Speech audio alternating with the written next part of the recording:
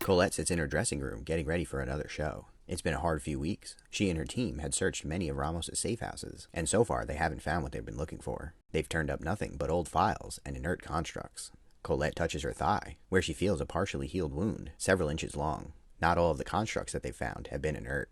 She picks up a report off her desk from one of her operatives and reads it in silence. After digesting all the new information, she calmly stands up and walks to the door and calls out for Betty. The showgirl approaches with a smile on her face and steps inside the room. Colette gives her a polite smile. "I have a job for you," and she motions with her hand as a choreography steps forward.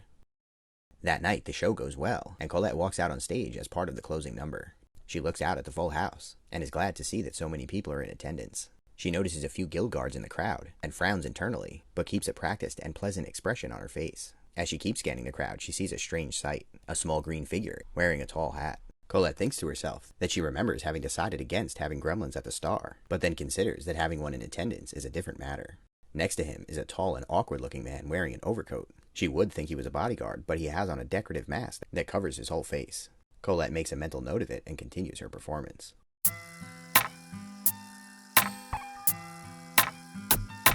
Betty walks through the industrial zone with her choreography in tow. It looks just like a mannequin, wearing a frilly dress, but Betty's familiar with what it can do when it takes out its hidden blades and starts dancing. She heads to a bar that's known to be frequented by union members, as she's decided that she may need a little bit of extra muscle for this job. She knows some of the local workers. They're a tough lot, but they mostly have good intentions, and if she drops Colette's name, any of them would surely be happy to help her. She heads inside and gets a few looks from some of the laborers. It's late in the evening, the bar is packed, and the alcohol is flowing. She approaches the bar. "Hey, Harry, I'll take a whiskey."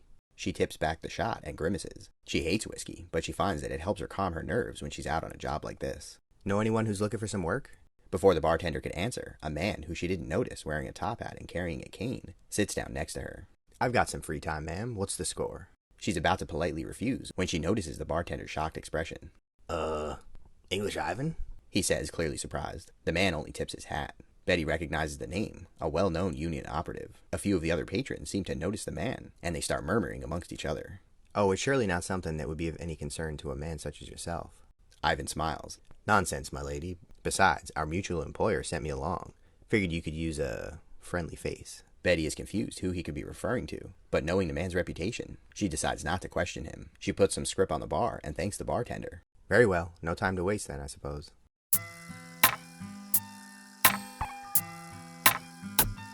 Colette watches as the girls get cleaned up and change after the night's performance. Cassandra approaches her on her way out.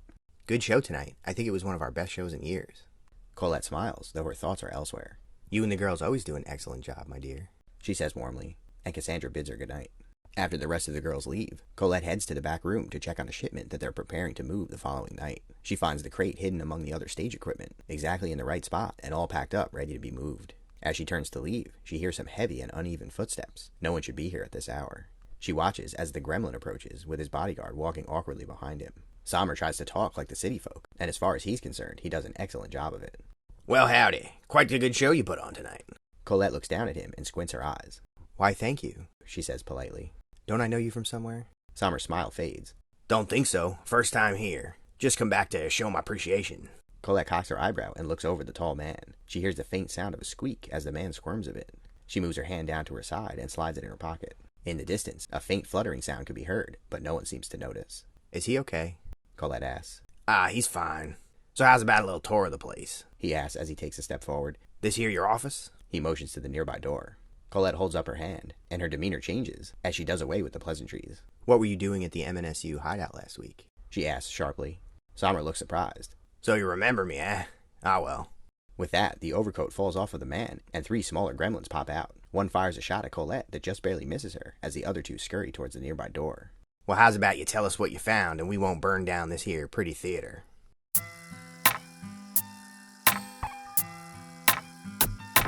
Betty, Ivan, and the choreography head into the slums. As they walk, Betty tries to make small talk. "So how many of the stories about you are true?" "Can't say. Most of them are probably made up. But the truth may be far darker," he says mysteriously. The woman eyes him up curiously as they get deeper into the slums. Ivan stays a few paces behind her, letting the woman lead the way without making it look like he's doing so. Eventually, they make it to an unassuming-looking building. "Well, this looks like the place. Seems like there might be a package or some secret intel. If you find it, do let me know." Ivan nods as they enter the building. It's partially destroyed, and one wall is almost completely collapsed. Rats scurry away as they make their way inside, and they both look around, finding nothing but mining equipment and old supplies. Ivan looks through some files on a desk before Betty wanders near the destroyed wall. I think there's something behind here. Ivan approaches, and the two of them move some of the rubble aside to find a hidden room behind one of the walls. They head in cautiously and find it filled with mechanical spiders. Ivan starts heading to the far side of the room, and Betty stops to look at the machines. Do you think they still work? I hope this isn't what we were sent here to find. Doubtful. On both counts, Ivan replies. He spots a filing cabinet drawer with chains locked across its front. Betty sees it at the same time. I'm sure whatever we're after is in there, she says as she starts to make her way across the room. Suddenly, she stops in her tracks as she hears a sound like steam being vented from a pressurized boiler. The dimly lit room begins to light up with an eerie glow, and several of the constructs begin moving. Well, this can't be good. Betty backs up towards the entrance as several of the spiders approach her. She turns to see if the Chorofy followed her, but it's nowhere in sight. Several of the robots surround Ivan, bearing their sharp metal legs like claws. Having nowhere to go, she quickly slips back out of the room, with the spiders hot on her heels.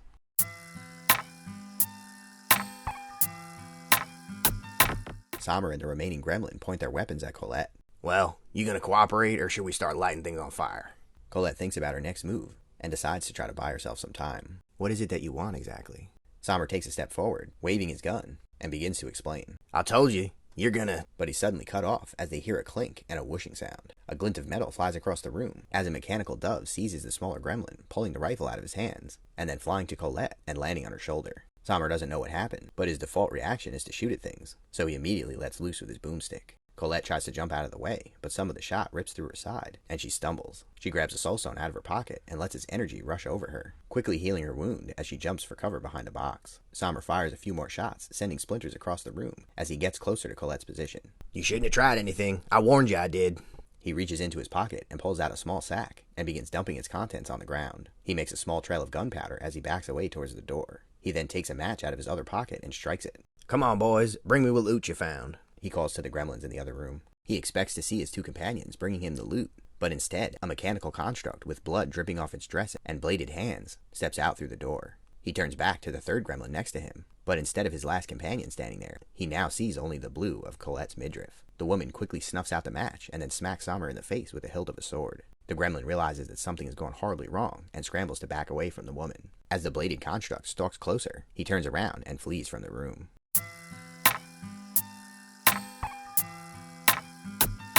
Betty backs away from the hidden entrance as she fumbles to pull a small bottle out of her bag. The spiders swarm into the room, and she notices that they aren't especially big, but there are many of them, and that can be a problem. She lifts the bottle to her mouth, and as the first spiders get close, she breathes out a large plume of fire, catching several of them in the blast. As their metallic bodies turn to slag, some of the flames also catch the furniture and loose papers on fire, starting a blaze that quickly grows. Betty's fire breathing is part of her stage act, and it can be a dangerous performance. She shoots more flames as more spiders keep coming, and then realizes that she may run out of tricks before the spiders run out of reinforcements. As she retreats back towards the front door, she hears a few gentle footsteps, as her Chorofy edges past her, deftly maneuvering around the growing flames and slicing into the advancing constructs. After only a few seconds of twirling, the last few spiders are cut down, and the Chorofy backs away from the now burning building. Bella looks into the secret room. It's oddly dark inside in spite of the fact that it's on fire. She calls out to Ivan, but gets no response. She's just about to give up, unable to handle the smoke and the heat any longer, when she sees a shadow moving in the distance. Suddenly, Ivan bursts into the room, and the three of them all rush to make it outside. Ivan quickly pats down his clothes, and Betty notices the ends of his well-tailored suit are singed and ashy. Well, that was a close one, he says, as she notices that he's holding a large file under one arm. Was burning down the building part of the plan? She blushes. Hey, I probably saved your life. Ivan smiles. For your boss, he says as he offers the file to her. Anna smiles. Well, at least we got the job done. Thanks for the help. They both exchange pleasantries, and Ivan walks off into the distance. He waits a few minutes to make sure the coast is clear, before reaching under his coat and pulling out a file that looks oddly like the one he just gave to Betty.